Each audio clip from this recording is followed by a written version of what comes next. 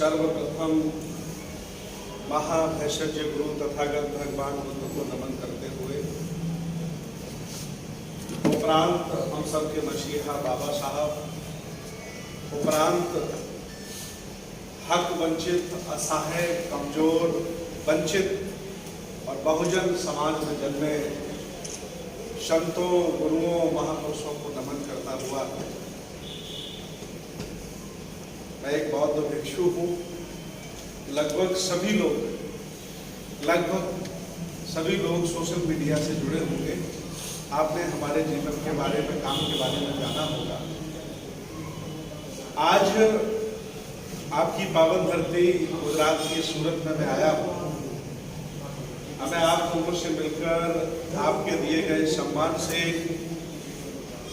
और आपके विशेष सम्मान से मुझे बहुत हर्ष हुआ है और मुझे उम्मीद है ये सम्मान की जो स्थापना है और सम्मान की जो प्रस्तावना है व्यक्ति के संस्कारों से परिणति होती है। जरूर अच्छे संस्कारों से आपका और आपके परिवारों का और अच्छी संगति से निर्वहन हुआ होगा। आपने उसका परिचय दिया, मुझे बहुत अच्छा लगा।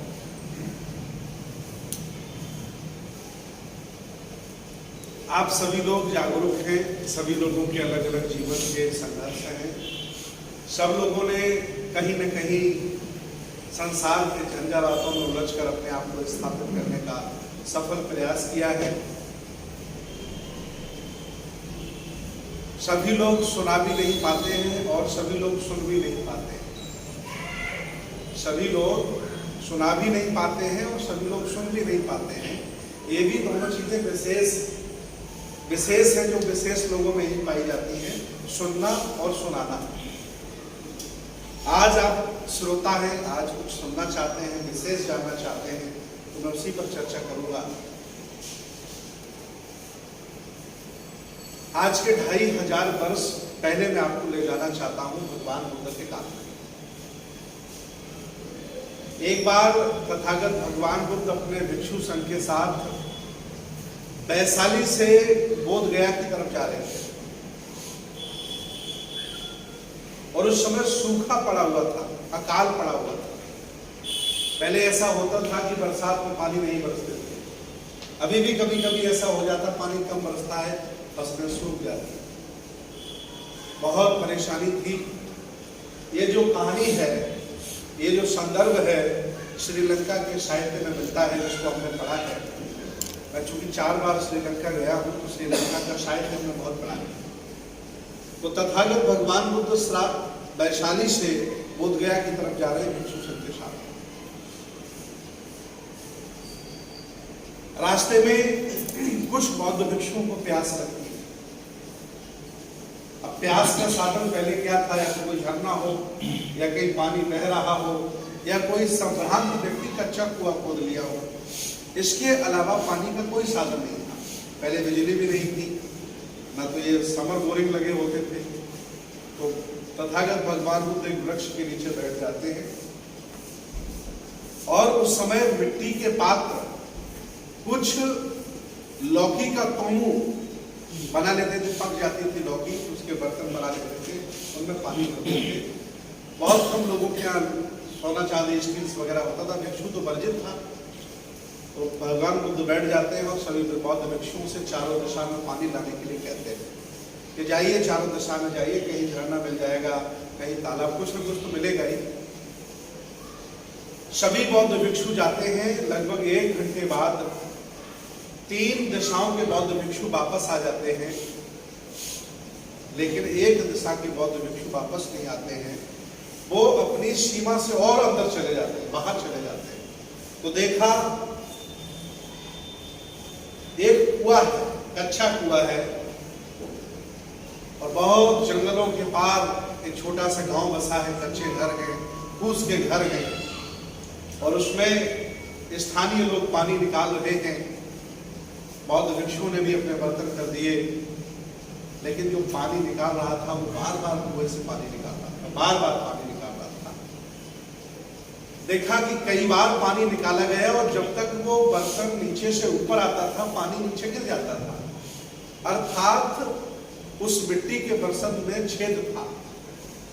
तो बौद्ध भिक्षुओं ने कहा कि कोई ऐसा बर्तन आपके पास नहीं जिसमें छेद ना हो। तो बौद्ध भिक्षुओं ने कहा, गांव वालों ने सुना ही नहीं, और सुना भी तो उस पर कोई अमल नहीं किया और पानी लेकर के बुद्ध के पास चले गए। 2 घंटे बाद भगवान बुद्ध के पास पहुंचे, जितना भी बर्तन थे सभी लोगों ने थोड़ा थोड़ा पानी पिया। जब पानी मिलने की सूचना मिली तो सब लोगों ने कहा चलो फिर वहीं चला जाए, कुएं के पास सब लोग पानी पी लें और कुछ पानी भर भी लिया जाए। लेकिन जब बौद्ध भिक्षुओं ने वो कहानी सुनाई कि एक ऐसा कुआं जिसमें पात्र है, पानी नीचे से भरा जाता है, उसमें छेद है, हमने छेद का जिक्र भी किया, लेकिन लोगों ने कोई तवज्जो नहीं दिया, सुना नहीं। आखिर लोग इतने तो पागल नहीं हैं कि वो पानी निकाल रहे हैं और उसमें छेद नीचे गिर जा रहा है। तो तथागत भगवान बुद्ध ने कहा कि चलो चला जाए, उस छेद भी बंद हम लोग करवा देंगे और कुछ प्यासे भिक्षु हैं वो पानी भी पी लेंगे। जैसे ही तथागत बुद्ध वहां आए, गांव वालों को पता चला कि शाक्य खानदान का कोई श्रमण जो गृह त्याग कर रजवाड़े को इस को छोड़ करके बौद्ध भिक्षु बना है, तो गांव के लोग उत्सुकता से देखने आए। सभी लोगों ने उनका अभिवादन किया, जो परंपरा जैसे आपने किया, जो भी किया। इसके बाद कुएं की चर्चा होने लगी। तो तथागत भगवान बुद्ध ने पूछा कि कुआं अच्छी बात है, कुआं में पात्र पड़ा अच्छी बात है, लेकिन छेद उसमें क्यों है? तो गांव के लोगों ने कहा कि ये परंपरागत है। गांव के लोगों ने क्या कहा कि मेरे बाप दादे भी छेद रखते थे बर्तन में। और कुछ बुजुर्ग लोगों से पूछा, उन्होंने कहा हाँ हमसे पहले भी छेद था और हमारे पास भी छेद पुरानी पुरखों की परंपरा है, उसे कैसे बंद कर देंगे? तो तथागत भगवान बुद्ध ने उपदेश दिया कि कुछ ऐसी परंपराएं जिनको बदल देना चाहिए, जिनसे कोई फायदा नहीं है, और कुछ ऐसी परंपराएं जिनसे कुछ फायदा है, लाभ उन्हें अपनाना भी चाहिए। तो मैं तो चाह रहा हूं, मैं तो विज्ञानवादी हूं, तर्कवादी हूं, मैं तो चाहता हूं ये छेद किसी काम का नहीं है, बर्तन तो बिना छेद का होना चाहिए। उन लोगों के समझ में नहीं आया।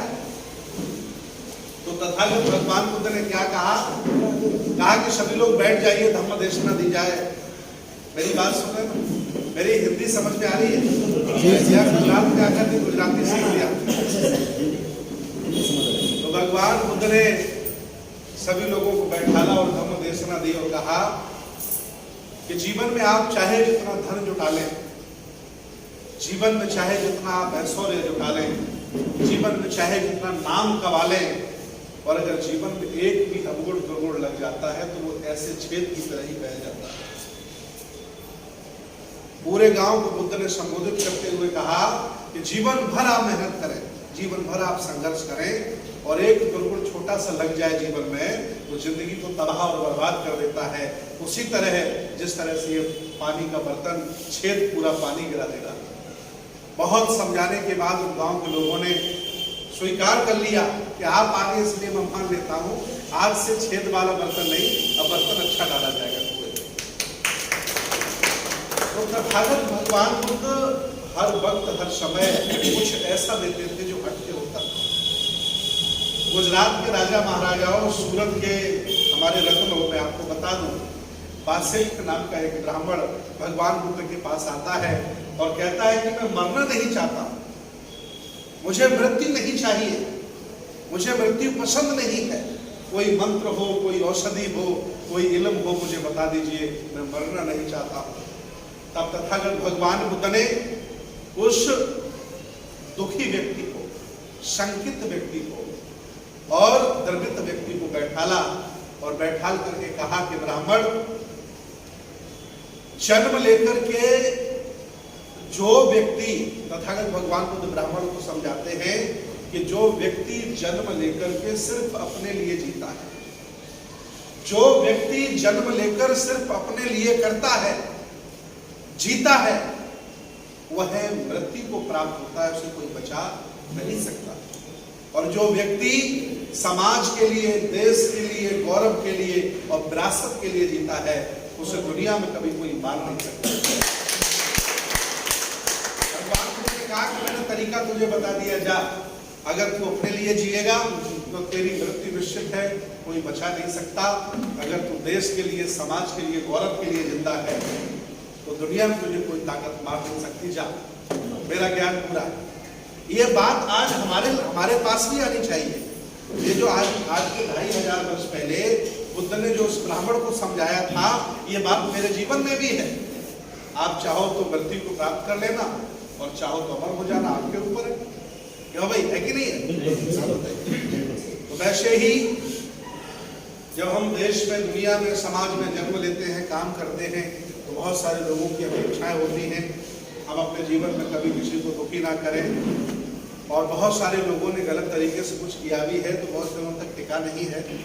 मैं देखता हूँ इन सारी बातों से हम लोग जुड़े हैं, परिचित हैं। और जो बुद्ध का दर्शन है वो मानवतावादी है, विज्ञानवादी है, तर्कवादी है। दुनिया में दो तरह के लोग हैं। एक वो लोग हैं जो ये मानते हैं ये दुनिया किसी ने बनाई है, और एक वो लोग हैं जो ये मानते हैं ये दुनिया किसी ने बनाई नहीं है, बल्कि इसका धीरे धीरे विकास हुआ। आप क्या मानते हो? विकास हुआ है, धीरे धीरे विकास हुआ है ना। अनिक्षा बद्ध संखारा, सुनिए बुद्ध कहते हैं अनिक्षा बद्ध संखारा उपादवे अधम्मिनो उपजित्वा निरोचन्ति देशं गोपसमो। बुद्ध कहते हैं कि परिवर्तन की प्रथा, परंपरा को अगर आप स्वीकार कर लेते हैं तो आप दुख से मुक्त हैं। अगर आपने स्वीकार नहीं किया परिवर्तन को तो जीवन में दुख ही दुख है। आप हमेशा सुंदर रहने वाले नहीं हो, आप हमेशा खुश रहने वाले नहीं हो, आप हमेशा गरीब रहने वाले नहीं हो। कोई कभी रहा क्या? एक स्थिति में लंबे समय तक कोई रहा नहीं। इसीलिए बुद्ध ने आज के 2500 वर्ष पहले कहा अनिक्षा बद्ध संखारा, संसार परिवर्तनशील है और ये सत्य है, इसको स्वीकार कर लेना ही मेरे जीवन में सुख का आधार है। अगर हम ऐसा नहीं करते हैं तो हमें पल पल पर दुख मिलेगा। लोग हमें दुखी भी करेंगे, किसी की बातों से, किसी के व्यवहार से, किसी और चीजों से हम दुखी होते रहेंगे। और उसके कृत्य तथागत भगवान बुद्ध प्रायः कहा करते थे कि जब से हम जन्म ले लेते हैं और जब तक इस संसार से हम विदा नहीं हो जाते, जब से हम जन्म ले लेते हैं और जब तक इस संसार से हम विदा नहीं हो जाते, हम कभी किसी का बड़ा घर देख करके रोने लगते हैं, कभी किसी का बड़ा व्यापार देख करके चलने लगते हैं, कभी किसी की बड़ी कार देख करके हम रोने लगते हैं। ईर्ष्या द्वेष से भरे पड़े हैं। बुद्ध कहते हैं कि अगर ईमानदारी से अपनी आंखों से आदमी दूसरों को देख करके पीड़ित होता है, दुखी होता है, ईर्ष्या और नफरत और जलता है, अगर वो मूर्ख आदमी अपनी आंखों से अपने आप को देखने लगे तो उससे बड़ा मसीहा दुनिया में कोई हो नहीं सकता। संसार में मेरे जीवन में जितने दुख हैं उनका आधार सबसे बड़ा यही है कि हम अपनी आंखों से दूसरों को देख देख के परेशान रहते हैं। इसलिए बुद्ध ने कहा अत्त दीपो खबर, अपना दीपक स्वयं बनिए। अगर हम अंधेरा खत्म करना चाहते हैं तो प्रकाश पैदा करना पड़ेगा। अगर हमने प्रकाश पैदा नहीं किया और अंधेरे में निकल पड़े तो अंधेरा आपको अपने आगोश में ले लेगा। इसलिए पहले सामर्थ्यवान बनिए, ज्ञानवान बनिए, कुछ लायक बनिए, तब मदद करिए। ये बुद्ध आज के 2500 वर्ष पहले समझाए। मेरी बात समझ में आ रही है ना? बिल्कुल आ रही है। अंतिम बात, तथागत भगवान बुद्ध जब चारिका कर रहे थे और उस समय उनके साथ बहुत सारे बौद्ध भिक्षु रहा करते थे। आपने कहानियां पढ़ी होंगी, बहुत सारे। जब बहुत सारे बौद्ध भिक्षु बुद्ध के साथ रहते थे तो समकालीन धर्म जैन धर्म था। जैन मुनि थे, निकट थे, आजीवक थे, बहुत सारे लोग थे। तो राजा प्रसेनजित से निकट गए। राजा प्रसेनजित के पास निकट जाते हैं, जैन मुनि जाते हैं, जैन धर्म के अनुयायी जाते हैं और कहते हैं कि बुद्ध अगर सोतपन्ना, श्रगदागामी, अनागामी, अरहत और बुद्धत्व को अगर प्राप्त कर गए हैं तो पूरा टीम बनाकर के क्यों चलते हैं? अर्थात ये डरपोक है क्या? बात समझिए आप। जैनियों ने आरोप लगाया कि अगर बुद्ध ज्ञानी हैं, बलवान हैं, सर्वज्ञ हैं, तो किस बात का? मुझे तो लगता है ये बहुत डरपोक हैं, इसलिए 1,000 भक्ते लोगों को साथ लेके चलते हैं। राजा प्रसेन जी दूसरे दिन भगवान बुद्ध के पास पहुंचे और कहा कि तथागत, बड़ा आरोप लगाया जा रहा है, कहा जा रहा है कि बुद्ध बलवान है, सर्वज्ञ है, सब जानते हैं। उस अंतिम स्थिति पर आकर के रुक गए हैं और फिर भी इतनी बड़ी टीम लेके चलते, इसका मतलब डरते हैं क्या? मृत्यु से भय, किसी चोर से भय, क्या बात है? तब भगवान बुद्ध ने कहा कि राजन बैठो, आपको समझाते हैं। उन्होंने कहा कि संग में रहने के हम फायदे आपको बताते हैं। ये आज हमारे समाज में बहुत जरूरत है, बहुत जरूरत। संग, सोसाइटी, यूनिटी। राजन से कहा बैठ जाओ, आज हम तुम्हें संग में रहने के फायदे समझाते हैं, और जाकर के निकटों को यही बात आप समझा देना कि मैंने उसका जवाब क्या दिया। तो भगवान बुद्ध कहते हैं कि जब हम अकेले होते हैं तो दुर्गुण घेर लेते हैं। कभी भी आप अकेले रहिएगा, तमाम बुराइयां दिमाग में आएंगी, दुर्गुण आएंगे, खराब खराब ख्याल आते कि नहीं आते? लेकिन जब आप माता पिता के साथ होते हैं, बहनों के साथ होते हैं, अच्छे लोगों के साथ होते हैं, तो दुर्गुण कभी नहीं आते। इसलिए अकेले रहोगे तो बुराइयां घेर लेगी, और संग में रहोगे तो बुराइयों से मुक्त हो जाओगे। दूसरा फायदा तथागत भगवान बुद्ध ने समझाया कि संग में कोई 20 साल से बौद्ध भिक्षु है, कोई बहुत ज्ञानी है जिसने पूरा त्रिपिटक पढ़ा है, पूरे सूत्र पढ़े हैं, और कोई नया नया आया है। और जब ज्ञानी बौद्ध भिक्षुओं में कोई नया भिक्षु आता है तो ज्ञान का ट्रांसफर होता है, आदान प्रदान होता है। सीनियर बौद्ध भिक्षु नए बौद्ध भिक्षु को सिखाता है। अगर हम अलग अलग रहेंगे तो ज्ञानी अज्ञानी को ज्ञानी कैसे बनाएगा? इसलिए संग में रहने का ये फायदा है कि ज्ञानी व्यक्ति अज्ञानी को अपना ज्ञान। बात समझ में आई? नहीं, साथ साथ बैठोगे तभी तो चर्चा होगी, जब साथ ही नहीं बैठोगे तो काहे की चर्चा होगी? आप अपने दुख में जलते रहिए, संसार में वही मरते रहिए। इसलिए भगवान बुद्ध ने संग की बात। तीसरी बात भगवान बुद्ध ने बताई कि जब हम कोई हमारा बौद्ध भिक्षु, देखिए रोडें नहीं है, बिजली नहीं है, बड़े बड़े हाईवेज नहीं है, पगडंडियों से हम चला करते थे, पहले कहाँ रोड थे? कोई बौद्ध भिक्षु अगर अकेला चला जाए चारिका करने या ज्ञान देने तो जंगली जानवर भी हमला कर सकते हैं। बात समझिए, भगवान बुद्ध ने क्या कहा कि अगर एक बौद्ध भिक्षु अकेला ज्ञान बांटने जाए, देशना करने जाए, तो जंगली जानवर हमला कर सकते हैं। और अगर वहीं 200 बौद्ध भिक्षु साथ साथ जाएं तो शेर भी वापस लौट जाएगा कि कौन आ गया, ये तो बहुत लोग हैं। अकेला धोखा खा सकता है, और जब संग रहता है तो सामने वाला डर जाता है। बात समझ में आ गई? और तीसरा बुद्ध ने कहा कि जाओ राजा, समझा देना, मैं राज परिवार से आया हूं। राजा अगर मेरे सामने से गुजरता है तो उसके साथ 10-20 लोग होते हैं, और अगर मैं अकेला चलूंगा तो सम्मान नहीं करेगा। इसलिए हम 1000 और 2000 की संख्या में होते हैं, राजा भी आकर के मुझे प्रणाम करता है। ये संग के फायदे हैं, ये जाकर के निकटों को समझा देना। आज वही जरूरत आज हमें है कि नहीं, बताइए जी। ये बुद्ध का दर्शन, ये महापुरुषों का आंदोलन, ये देश बुद्ध का है, कबीर का है, नानक का है, रविदास का है, ज्योतिबा का है, बाबा साहब का देश है। इस देश में हमेशा, इस देश को हमेशा पल्लवित किया सभी लोगों ने। जितने भी काम करने वाले लोग, विचार करिए, अगर हम लोग फसल पैदा ना करें तो कौन क्या खाएगा? विचार करिए, अगर रोडें हम न बनाए तो कैसे लोग चलेंगे? बड़े बड़े लोगों के घर अगर आप न बनाए तो कैसे, बताओ, बड़े लोग कहाँ रहेंगे? पूरी दुनिया में श्रम की इज्जत है, अकेला भारत ही है जहाँ श्रम की कोई इज्जत नहीं है। आप कभी कनाडा जाइए, अमेरिका जाइए, इंग्लैंड जाइए, वहाँ 1 घंटे का मिनिमम वेजेज कम से कम 1000 रुपया। कितना है? 1 घंटे काम करने का 1000 रुपया मिलता है, और भारत में पूरे दिन काम करने का 300 रुपया मिलता है। इसलिए यहाँ गरीबी गरीबी होती जा रही है, अमीरी अमीरी होती जा रही है। कोई समानता नहीं है देश भारत में। अगर अमेरिका की तरह सबसे टैक्स लिया जाए और मिनिमम वेजेस सबको अच्छा वेतन मिला जाए, है ना, उसकी वैल्यू आंकी जाए, तो तरीका है, तो सब लोगों का श्रम का सम्मान हो जाएगा। भारत में श्रम का सम्मान नहीं है, मेहनत करने वाले गरीब हो जा रहे हैं, और बीच में जो आनंद लेने वाले हैं बेकार के, वो लोग धनवान होते जा रहे हैं। ऐसा हो कि नहीं रहा? लेकिन बुद्ध समता की बात करते हैं। जिन्हें विषमता पसंद है, जिन्हें छुआछूत जातिवाद विषमता पसंद है, उनका भी अपना काम चल रहा है। लेकिन हम अपने पुरखों के और हम अपने पूर्वजों के, हम अपने महापुरुषों के आदर्शों को नहीं भुला सकते हैं। उनका धम्म मेरे लिए आदेश है, उनका धम्म मेरे लिए आदेश है, उनके विचार मेरे लिए आदेश है। उनको हम चला करके आज आपके बीच में क्यों आए? मुझे मालूम था कि सूरत में हमारे लोग रहते हैं, हमारे इन द सेंस हमारी विचारधारा, संस्कृति, दर्शन और ब्लड भी कह सकते हैं, हमारे अपने लोग रहते हैं। उनके बीच में चला जाएगा, धम्म की मिशन की चर्चा की जाएगी, उनके विचार हम सुनेंगे और कुछ अच्छी चीजें उन्हें बताएंगे। इसलिए तो हम आपके बीच में आए, तो आपने बड़ा सम्मान किया, बड़ी इज्जत की, आप लोगों ने यहाँ बुलाया। और जो 5 सूत्री कार्यक्रम है इसमें हम लोग लगे हुए हैं। कुछ चीजें आपने बता दी है, कुछ चीजें हम आपको बता देते हैं।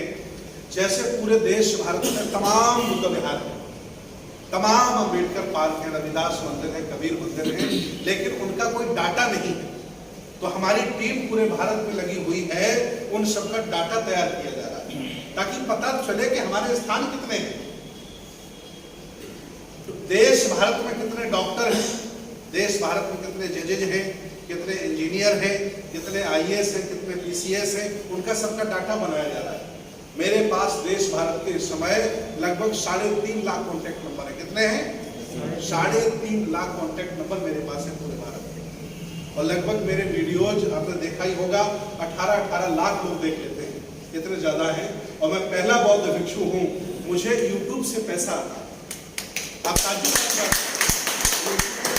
मेरा प्रवचन कहिए या जो भी मेरी समस्याओं से जुड़ा हुआ वीडियो जाता है, तो तमाम लोग देखने वाले लोग हैं, इतने लोग अनुयायी हैं, इतनी विचारधारा के लोग हैं, एक वीडियो हमें 50-50 हज़ार 20-20 हज़ार रुपए दे देता है। ये अपने आप में बड़ी बात है कि नहीं है? हम जनसंख्या में ज्यादा हैं और हम बेहाल हैं, और जनसंख्या में कम माला माल है। ये हमारी गलती है कि उनकी गलती है? बताइए। उस पर आप काम करिए। ये देश भारत बुद्ध का है। जब जब हमें मौका मिला, अखंड भारत के निर्माता आप बने गए, बने कि नहीं बने? आपको मौका मिला, अंतर्राष्ट्रीय शादी भी कर लाए आप जी। आपको मौका मिला, डायर को गोली भी मार के चले आए, क्यों भाई? आपको मौका मिला, पूरी दुनिया को प्रकाश भी आपने दे दिया, क्यों भाई? आपको मौका मिला तो बंजर जमीन को भी अच्छा पैदा करके दिखा दिया आपने। आप कहाँ कमजोर हैं? आपको मौका मिला तो कलेक्ट पर जीत भी हासिल आपने कर ली, क्यों भाई? आप कमजोर कहाँ हैं? और आज भी पूरी भारत की व्यवस्था में अशोक राज्य की ही पराकाष्ठा है, सब वही चल रहा है, बस वहां बैठे लोग दूसरे हैं, आप बाहर हैं। इतना सा ही तो काम, ज्यादा कहाँ है? मैं मानता हूं आज भी दया, करुणा, शील, भाईचारा मन में हमारे लोगों में भरा पड़ा है जी। आज भी भरा पड़ा है। ये जो SC OBC माइनॉरिटी के लोग हैं, ये कहाँ वैसे हैं? कहाँ जहर देकर किसी को मारने वाले हैं? चाहे कितनी नफरत हो जाए, फिर भी दुश्मन को भी जहर देके नहीं मारे, कहेंगे नहीं ये बहुत गलत है।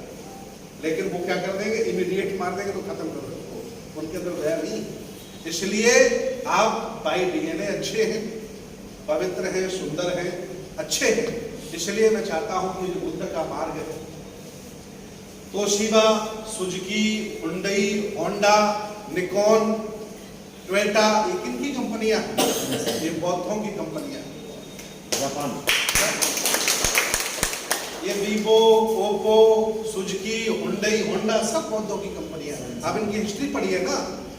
इसलिए आज भी पूरा ईसाइयत, ऑस्ट्रेलिया, जर्मनी, फ्रांस चले जाइए, तमाम ईसाई बुद्ध के दर्शन और उनकी विचारधारा की तरफ बढ़ते चले जा रहे हैं।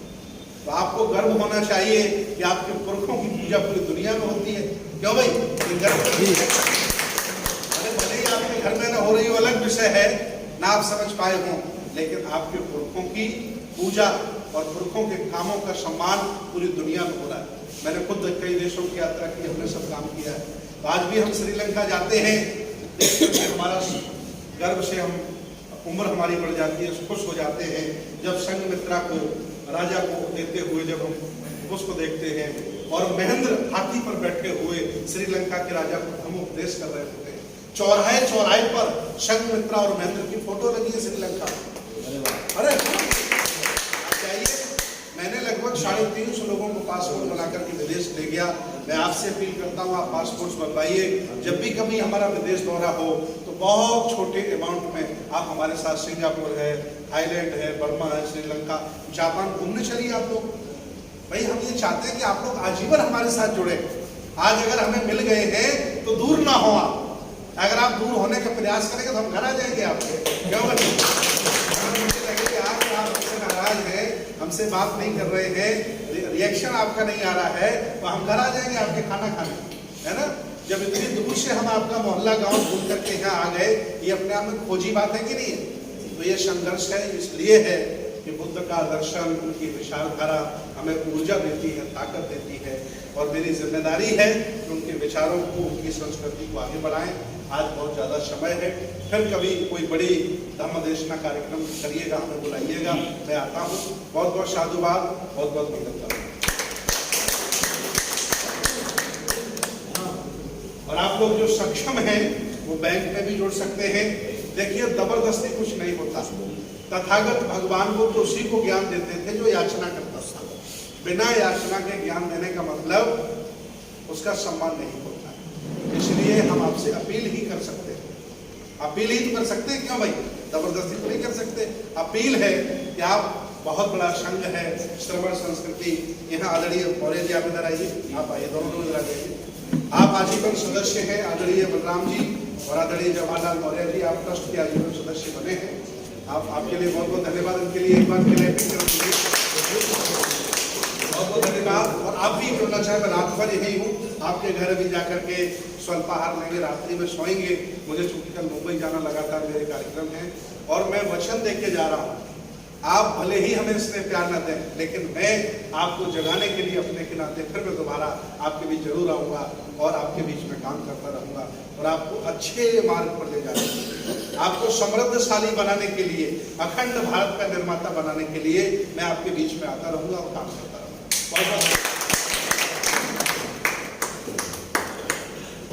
समापन करा दीजिए साथियों।